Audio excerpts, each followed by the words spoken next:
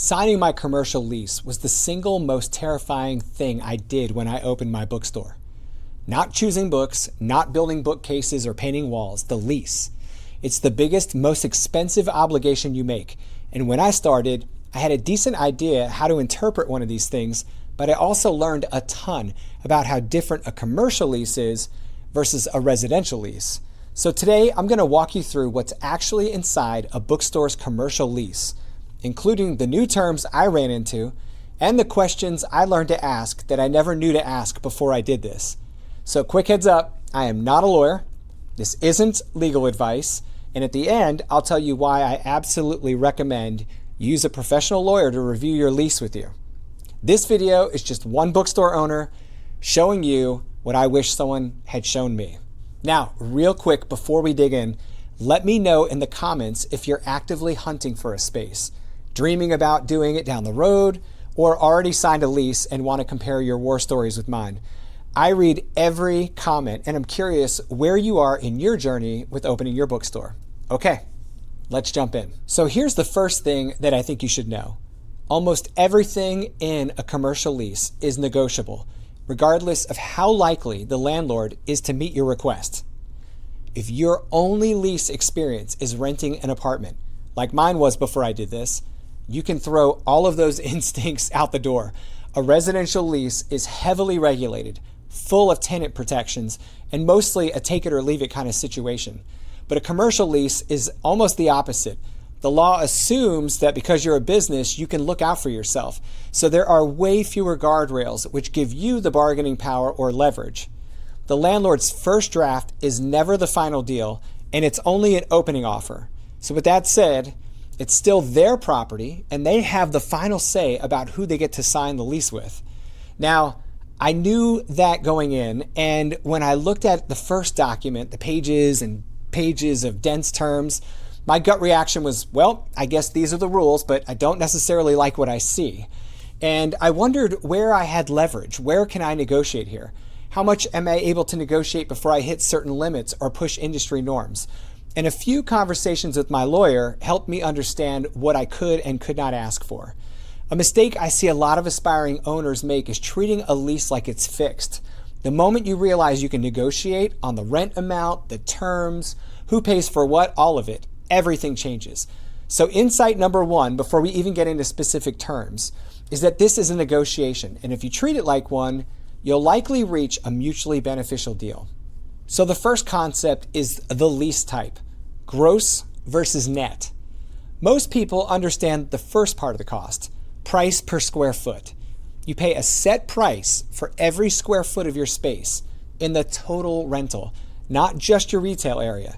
So that includes restrooms, back offices, back rooms, storage rooms. You get the picture. So a 2,000 square foot space at $25 per square foot would start at around $50,000 per year. If you divide that by 12 months, you have a base square foot rental price of about $2,166 per month. But it can't be that easy, can it? I mean, it depends on the type of lease structure the landlord uses. So in a gross lease, the rent is mostly all in, which means if the landlord puts that price up, they cover most of the building costs out of that number. In a net lease, you pay a base rent plus additional costs on top. And the one you'll hear most about in commercial retail is called triple net or triple N, sometimes written literally as 3 N's. Now, triple net means on top of your base rent, you're also paying your share of 3 things: property taxes, building insurance, and maintenance. This is why they call it triple N. I'll give you an example so you can see this very clearly. 2 spaces can advertise the same rent and cost wildly different amounts to actually occupy, depending on the type of lease structure. A gross lease at a certain number and a triple net lease at the same number are not the same thing. The triple net one is going to cost you more once you stack all those extra charges on top. So when you're comparing spaces, you can't just compare the base rent of one place to the base rent of another. You have to understand the structure of the lease, or you're comparing apples to hand grenades. So for example, in a triple net, the previous base rent example of $2,166 per month could go up several $100s every month because you've got all those other fees on top of the base rent. Now, the second concept I want you guys to understand is common area maintenance, or CAM. This is your share of maintaining all the shared spaces, the parking lot, the sidewalks, landscaping, all the common areas of a shopping center or the building. And so here's the thing about CAM that you need to know. It's a variable cost. It can go up, it can go down, and it's often misunderstood because people just don't deal with CAM in like residential leases. Your lease should clearly list what exactly is included in your CAM. How is your share calculated? And is it capped, or can it balloon year after year? So the third concept I want you to understand is escalations.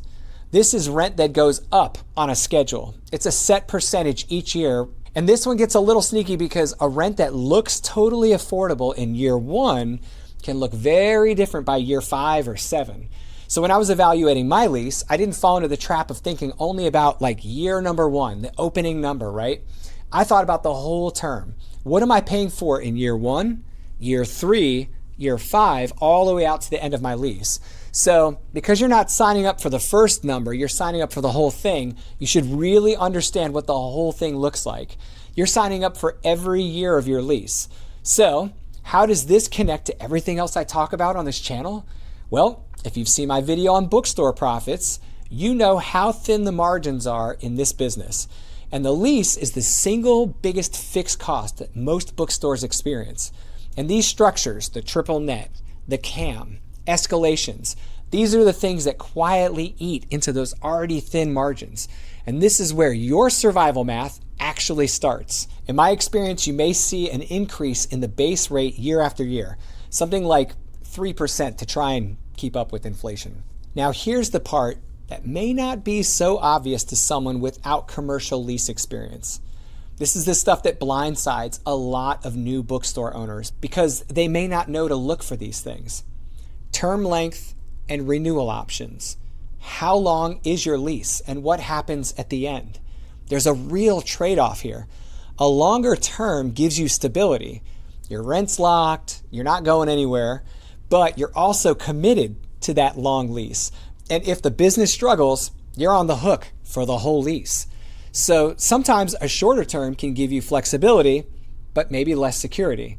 And the thing I learned to pay attention to when I was negotiating my lease was the renewal option, the right to extend my lease on pre-agreed terms when the lease expires. So for example, you may sign a 3-year or a 5-year lease, and then there are renewal options providing pre-arranged base rates and percentage increases every year for a period of 1 or more option years.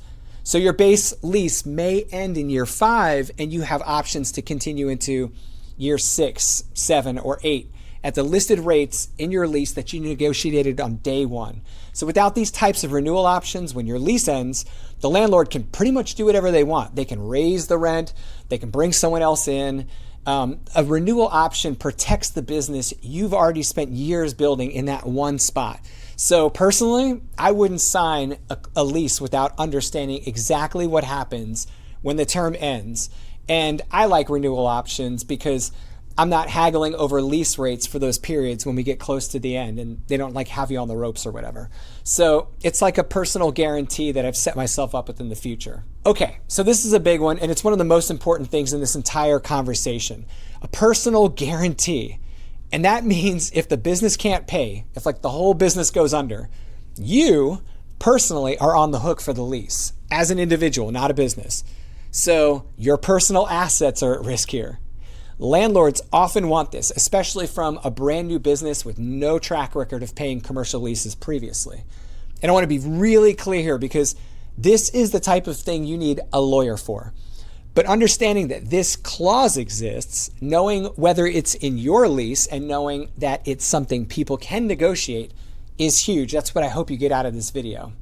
The weight of signing a personal guarantee is real, and you should go in with your eyes completely open about personal guarantees. Essentially, the personal guarantee supersedes if you file for a business bankruptcy. So you're still on the hook for the lease. Obviously, and especially in shopping centers, most landlords want someone contributing to the business of all the neighboring businesses. So leaving a space vacant when a business fails is not great for their cause. But worse for them is losing money on an empty space. So guess which one they care about most? They want the money. But you won't have to worry about that because your bookstore is going to kick ass, right? Right. Now let's talk about the use clause. Use clauses define what you're actually allowed to do in the space. It sounds boring, but it really matters. You want to make sure that the use clause actually permits everything you want your bookstore to do.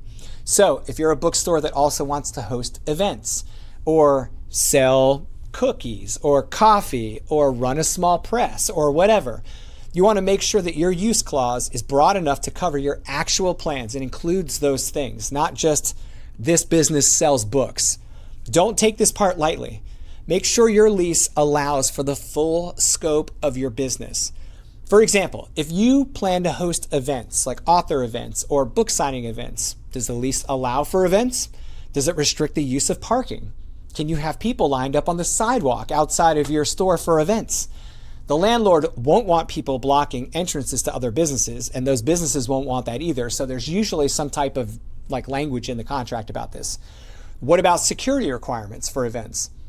The use clause also protects the landlord and neighboring businesses from undesirable business ventures existing alongside their tenants. This way, your neighbor can't promise to open a craft store, then turn around a year later and change their business into a vape shop without the express permission of the landlord, which this would be not permissible in the contract normally. So the next clause is exclusivity, and this clause can prevent your landlord from renting nearby spaces to a direct competitor. This is really important. Like if you're in a shopping center, you might not want them putting another bookstore in the shopping center, right? Exclusivity clauses can protect you from that risk.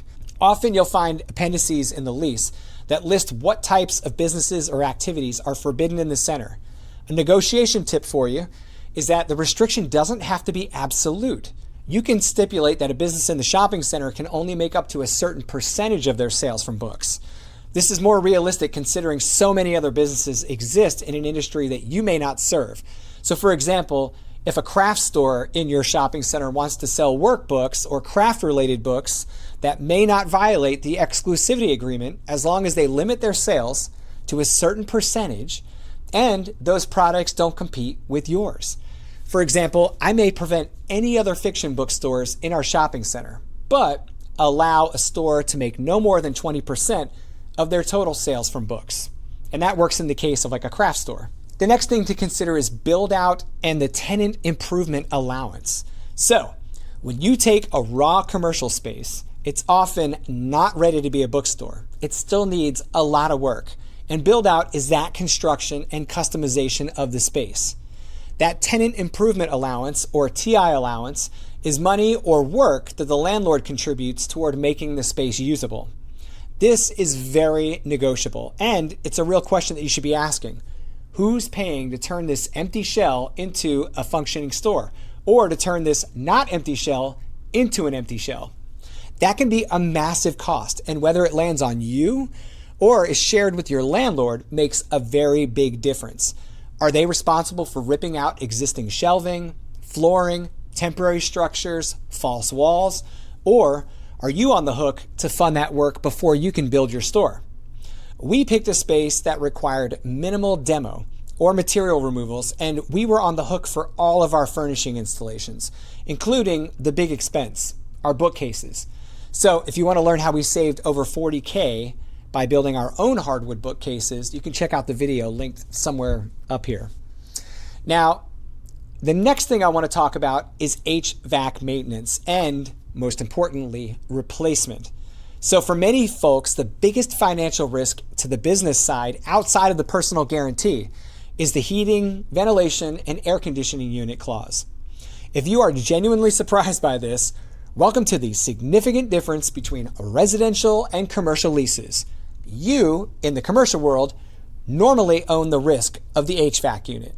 Most leases require you to fund all HVAC system maintenance and repairs, and that includes if the very pricey HVAC unit gives up the ghost and requires replacement.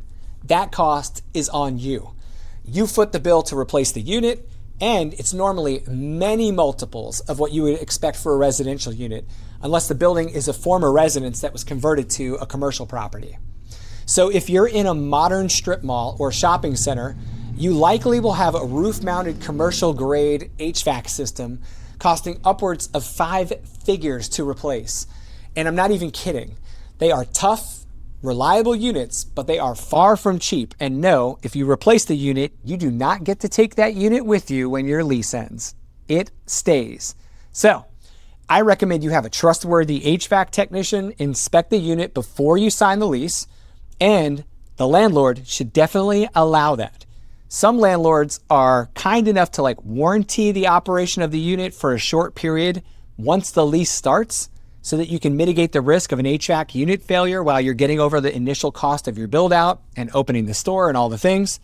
But that's not necessarily required, and it's often something you have to ask for. So the common thread running through every one of these clauses is that I had to learn about them while I was in the process of negotiating the lease. And my lawyer was especially helpful in that process. He was honest about what he thought was worth pursuing and helped me figure out what to hold firm on and what risks to accept. So again, I recommend finding a good lawyer who handles commercial leases like a pro and has lots of experience negotiating with landlords on commercial leases.